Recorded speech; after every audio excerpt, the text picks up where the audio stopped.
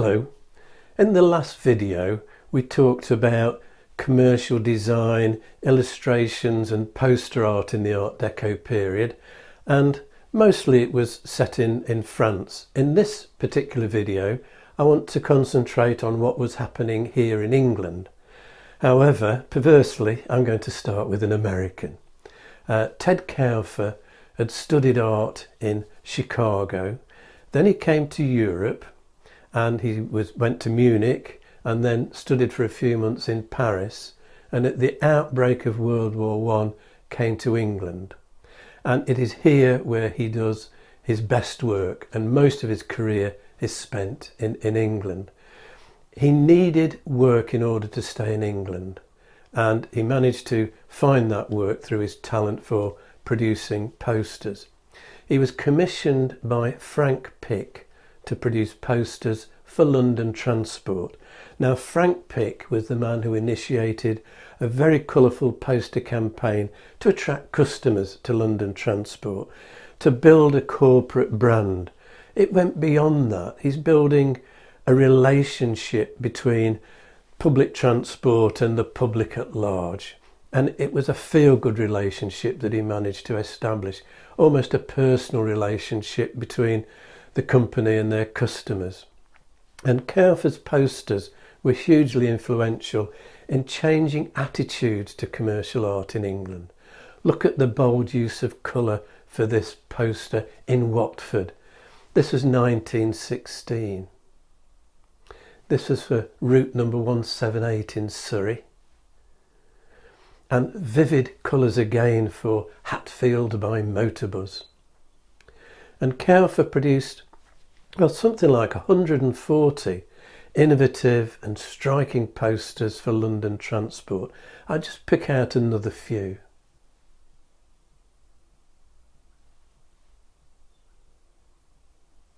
This image of autumn woods was used by the V&A for an exhibition poster.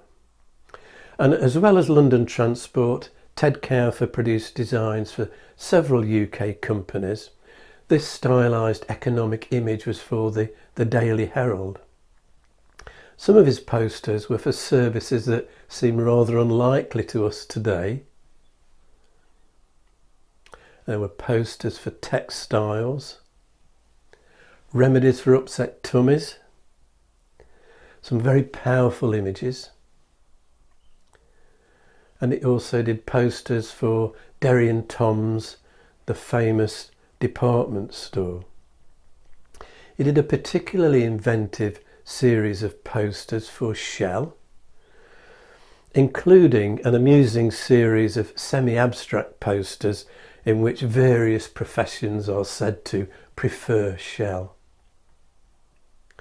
Kauffer returned to America in 1940. He wasn't escaping the war. The problem was that there was no more commercial work, or not in enough quantity to enable him to earn a living here during wartime. So he returned to the US. He continued to work, but his work never seemed to achieve the same heights and quality of his work here in England. And as commercial art became reputable, then we get fine artists involved. And among the British artists making a name in the period is a man called Purvis, who did a series of very bold two-dimensional posters for Austin Reed and travel posters. Many of them were for the London and North Eastern Railway Company, others for resorts, but much of his work was for the railway company. And among the fine artists, so-called fine artists that become involved, Edward Bawden, who also did posters for London Transport as well as for a variety of other organisations. And Doris Proctor, always known as Dod Proctor, who was a member of the Newlyn School of Artists. She produced designs for Clarice Cliff and for Foley China, as did her husband Ernest. Paul Nash produced posters for Shell. Shell really embraced Art Deco in their advertising. This is Rye Marshes. And also producing posters for Shell, Graham Sutherland.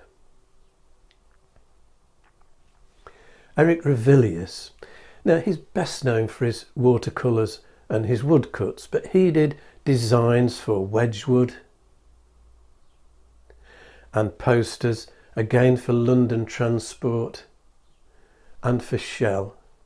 And sadly, hardly any of Eric Ravilious's graphic art has survived. But what we're seeing here is a breakdown between fine art and commercial or applied art, which was a theme of the earlier arts and crafts movement, just a blurring of the distinctions. And Art Deco is influenced by fine art, and vice versa, fine art is influenced by Art Deco motifs. The Art Deco is essentially commercial. It's about capturing and selling optimistic, glamorous visions, about setting the tills ringing. In the last video, we mentioned Harper's Bazaar magazine, enthusiastically adopting Art Deco designs for their covers. Vogue followed suit, and they produced some striking stylised Art Deco covers. These are all from the 1930s. Commercially, it's all about impact, it's about brand recognition, it's about entertainment. It also happens to be high quality art. Now next time I'm going to explore Art Deco sculpture, which again traditionally was a fine art category. If you've enjoyed this video, hit the like and subscribe buttons and click on the notification bell to be informed when the next video is available.